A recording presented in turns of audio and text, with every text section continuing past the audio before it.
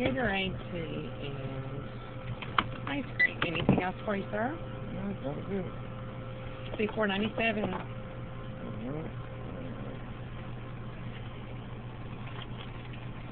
$10.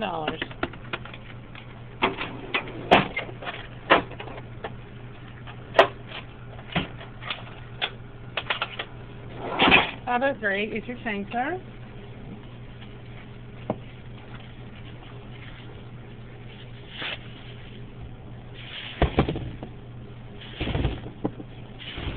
Have a good evening. Thank you. Yes, sir. Thank you.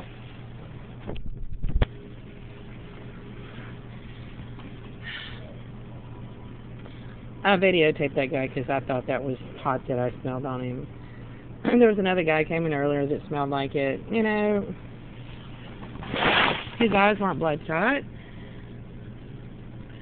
And his face wasn't red, but I still videotaped him, and he was talking on the phone when he walked in the door. Continued talking until he walked out the door and stood outside talking on his phone.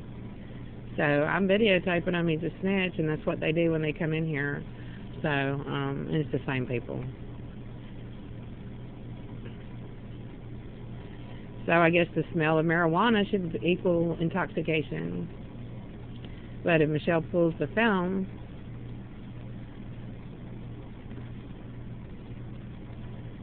she told me I could not refuse to serve them unless they were rude to me or they were intoxicated. And it was none of my business what they were buying their cigarillos for. I have that in writing in my purse from my boss. So, what is her definition of intoxicated if she pulls the film and sees that the guy doesn't have bloodshot eyes, doesn't have, you know, a red face, isn't acting, stumbling, falling down. Then she also told me on the phone when I called, she said, but you have the right to refuse service to anybody. So I guess the ones I need to call are the authorities, and I already called the Shreveport Police Department about it. They told me I had the right to refuse service to anyone, but I got a letter from my boss saying I was asking too many people questions about their cigar or cigarillo purchases, which is a completely falsified accusation. I have never done that, ever. I only one single time was joking with a guy that I was joking around with all the time because I really like him a lot. And a cop walked in, and there was a long line. So I joked on and said, oh, what are you buying these cigarillos for? Uh-oh, you better watch out. You're not buying them for drugs, you know there's a cop in here, right? We both laughed it off, so the cop is the one who probably called Michelle. But I have audio taped and videotaped. I've audio taped every word that's ever been said in this store to me or by me or from me or around me since I started working here. Actually, before I started working here when I applied for the job. So I can prove what I've done and haven't done, and that's one of the things I can prove for sure. I've never said that to anybody.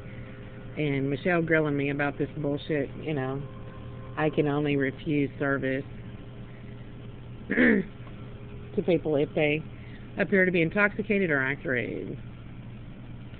So that's what that was, a fabricated drug deal. She's protecting informants that are doing that by telling me that. So, to make it look like I'm suspicious, because I was defending myself. So the whole goal is to prevent me from defending myself and to send straight trash dopeheads in here to falsify drug deals. And I gave that letter to Tim. He read it, and he was like, yeah, but he reeked of it. You know, like he's blaming me.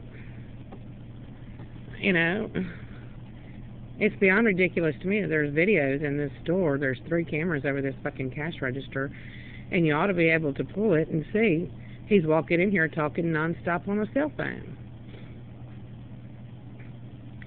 So I can call the alcohol tobacco people and ask them, does the reeking smell of marijuana on a customer equal intoxication, whether or not their face appears to be bloodshot and red in the face and stumbling, falling down drunk?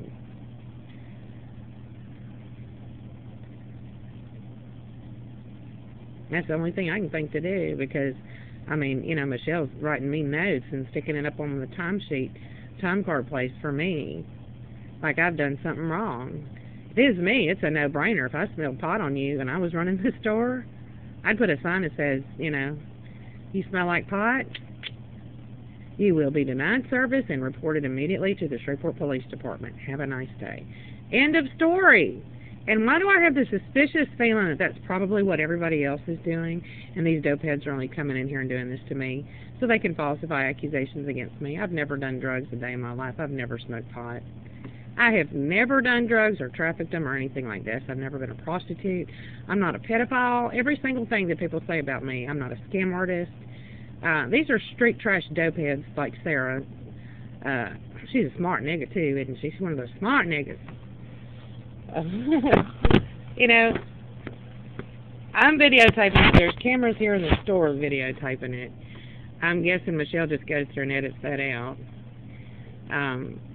They're completely oblivious to that, and that's because nobody's worried about the cameras being subpoenaed. I'm guessing that it's the same game, that the store managers are documenting, or the owner even, providing their own documentation of the cameras, because you can't get a subpoena. All you have to do if you want a subpoena is go to a judge and demonstrate probable cause to subpoena, or to get a search warrant to prove it. Why are you sitting back having a fucking cell phone up to your snitch's ear that you're falsifying an audio recording on to say that I'm dealing drugs to them? I've never done that. I'm videotaping them while they're doing it, asshole. Hello, jackass. Oh, that's right. You're still hiding behind your surveillance equipment, pretending that you're James fucking Bond. Guess what, asshole? You're not.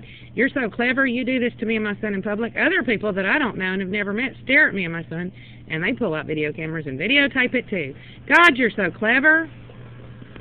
God, I wonder what it's like to wake up every day and be you. You're so smart. What'd you do? Buy him a pound of pot for steal it from the police impound? All they have to do is walk up here and harass me? Or just get Sarah to suck his dick for him? Probably both. You probably stuck it for him too, don't you, asshole?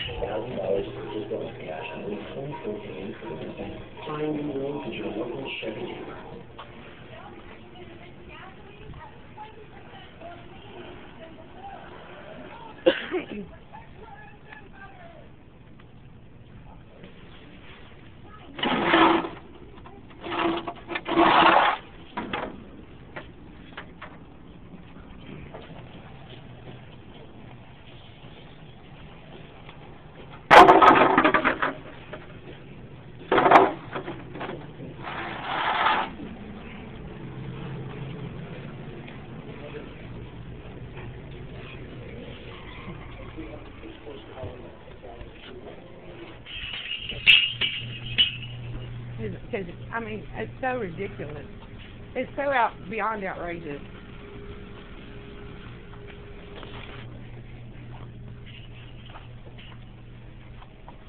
How you doing? Can I have a can of Longhorn long cut natural, please?